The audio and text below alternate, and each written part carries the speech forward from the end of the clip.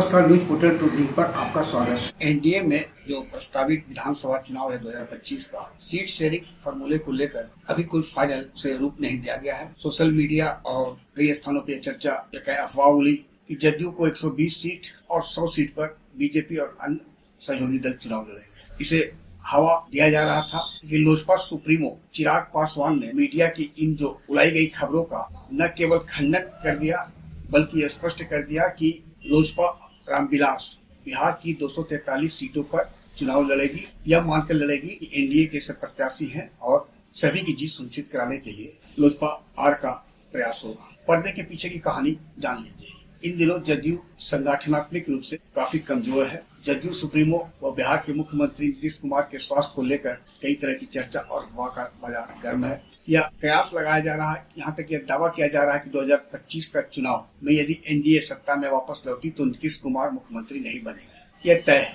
तो आखिर कौन होगा मुख्यमंत्री का चेहरा? चिराग पासवान नीतीश कुमार के साथ पिछले महीने बंद कमरे में काफी समय तक 1 to 1 बात कर चुके हैं। बाद में वहाँ नीतीश कुमार के पुत्र निशांत की भी एंट्री हुई थी। चिराग पासवान भी एक विकल्प हो सकते हैं। एनडीए का जो एक बड़ा घटक है बीजेपी, ये बड़े भाई की भूमिका में हमेशा रहा है और नीतीश कुमार की 2020 में शर्मनाक कहिए कि पराजय उन्हें देखना पड़ा था। दक्षिण बिहार में सुपला साफ तक हो गया था।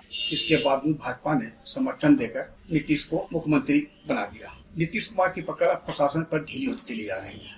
यही कारण है कि ट्रांसफर पोस्टिंग को देख लें तो बीजेपी कोटे के एक मंत्री का ही वर्चस्व है। अपने स्वजातियों को उन्होंने सभी महत्वपूर्ण स्थानों पर, चाहे प्रशासन हो या पुलिस, वहाँ उन्होंने तैनाती कराने में सफलता प्राप्त कर ली है। इसका विरोध भी हो रहा है। प्रधानमंत्री पिछले दिनों बिहार आए तो उन्होंने उप मुख्यमंत्री विजय सिन्हा के घर पर जाकर एक अलग संदेश दिया कि बीजेपी में कोई सर्वमान्य नहीं है, सभी उनके लिए बराबर है। अब सीट शेयरिंग पर हम वापस लौटते हैं। यह माना जा रहा है कि भारतीय जनता पार्टी अभी जो एनडीए सबसे बड़ी पार्टी है वह 100 या 98, इसी तरह जदयू भी 100 या 98 पर, यानी दोनों में से किसी एक को 98 सीट मिलेगी और एक को 100 सीट, और बाकी जो सीट है 43, तो उसमें चिराग पासवान यानी लोजपा रामविलास का तो दावा 40 का है। जीतन राम मांझी भी 20 से कम पर तैयार नहीं है। उपेंद्र कुशवाहा तो दो टूक कह चुके हैं कि यदि हमें हमारी उपेक्षा हुई तो हम एनडीए भी डूबेगा।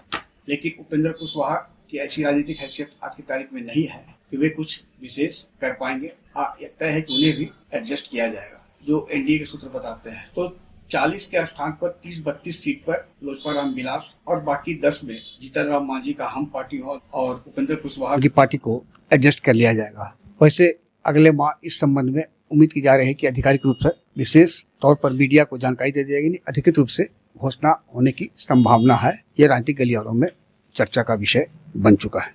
आग्रह है कि इस वीडियो के लिंक को लाइक, शेयर, सब्सक्राइब अवश्य करें। धन्यवाद।